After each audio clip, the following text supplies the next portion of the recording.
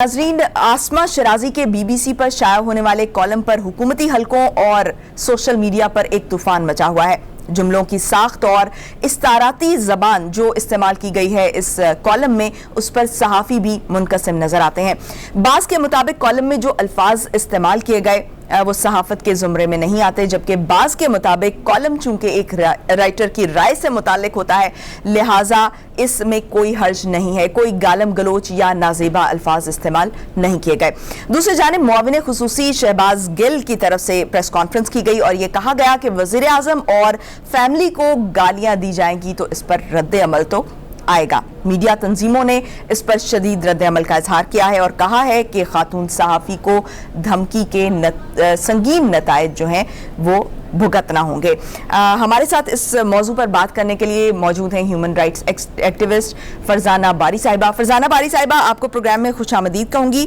फरजाना बारी साहिबा, सहाफ़ी खातून के खिलाफ जो हमने देखा कि सोशल मीडिया पर जिस तरह से शर्मनाक ट्रेंड्स चलाए गए और फिर ट्रोल किया गया, और इस पर फिर वज़ीर आज़म के जो मुआविन खुसूसी हैं वो जब इस तरह की जस्टिफिकेशन देते हैं कि वज़ीर आज़म और उनकी फैमिली के खिलाफ जब इस तरह की बात की जाएगी तो रद्द अमल तो आएगा, तो इस तरह के बयान को आप किस तरह से देखती हैं? देखिए, ये सारा जो सूरत हाल है इंतहाई काबिल मजम्मत है। ये तो ऐसा ही है जिस तरह से रिएक्शन आ रहा है हुकूमती हलकों से, तो वो तो ऐसा ही है कि जैसे चोर की दाढ़ी में तिनके वाली बात है। आसमा ने तो कोई, उनके आर्टिकल मैंने पढ़ा है, उसमें उन्होंने कोई किसी का नाम नहीं लिया है, ठीक है।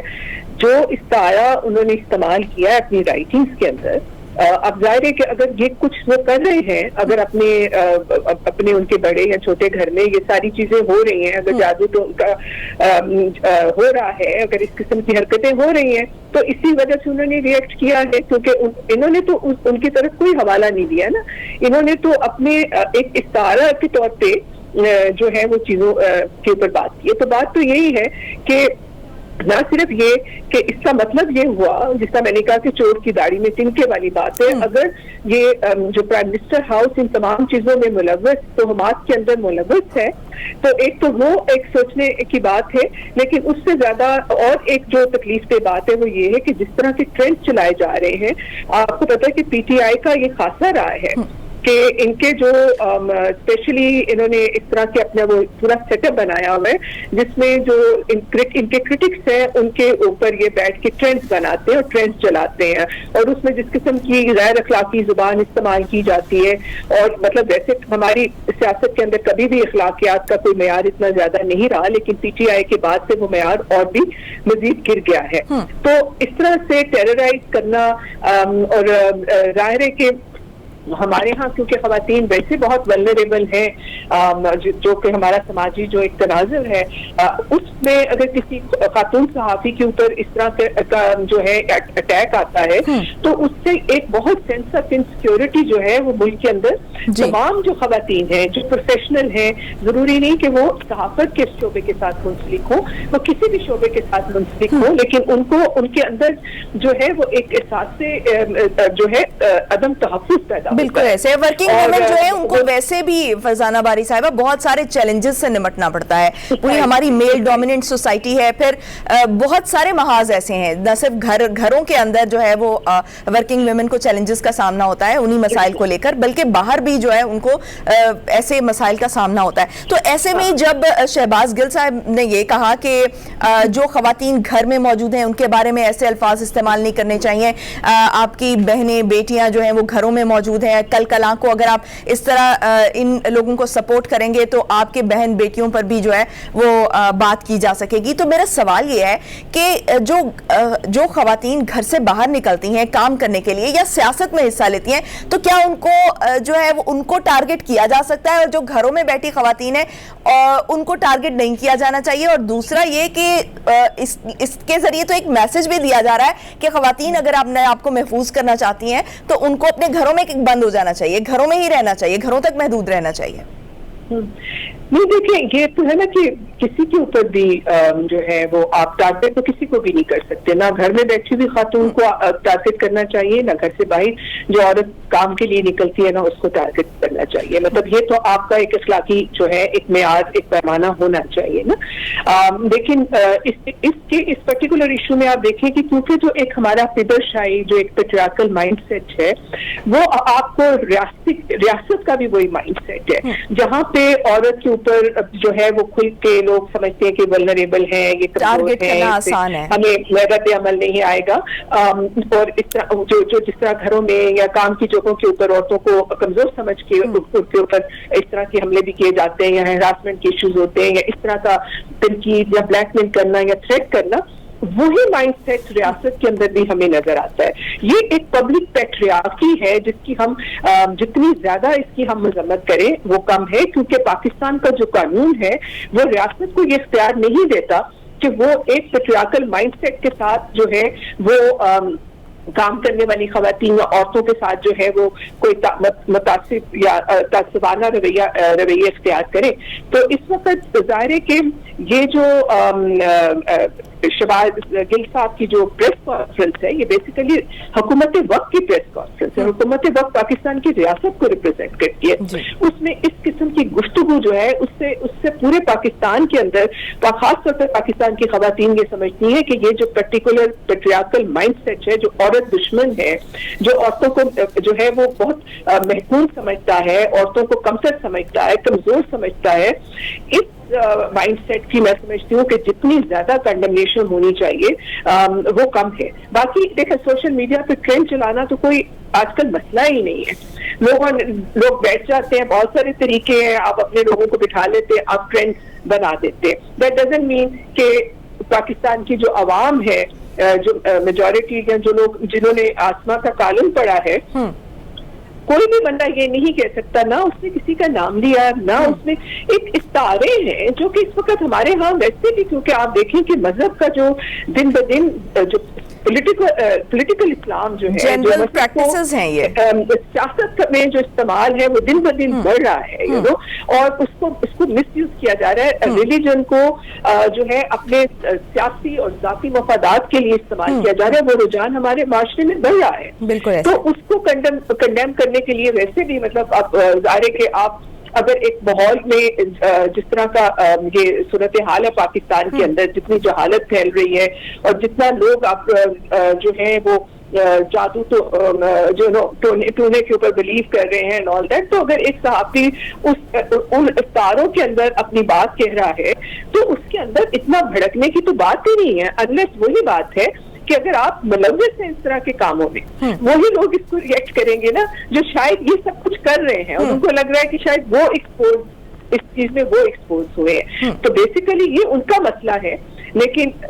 मेरा ख्याल है ना तो कॉलम के ऊपर मैं समझती हूँ कोई इसमें कोई कंट्रोवर्सी है, ना कोई इसमें कोई मतलब इंटेलेक्चुअली अगर आप देखें एक फिक्री हवाले से कॉलम को आप देखें तो कोई ऐसी चीज नहीं है जिसके ऊपर आप इतराज उठा सकें। और मैं समझती हूँ कि जिस तरह के ट्रेंड्स चलाए जा रहे हैं हुकूमत वक्त की तरफ से, उसकी जितनी भी मजम्मत की जाए वो कम है और इनको फौरन इसका खत्म होना चाहिए। और मैं पाकिस्तान में हर इस वक्त शहरी जो बाशऊर है, जो अकल फहम रखता है और जो एक तरह से इंसान तो फिक्र रखता है, वो इस वक्त आसमा शिराजी के साथ खड़ा है। सही। तो फरजाना बारी साहब, मीडिया तंजीमों को इस वक्त किस तरह से रिएक्ट करना चाहिए? बिल्कुल, मैं समझती हूँ बहुत ज्यादा इंपॉर्टेंट है कि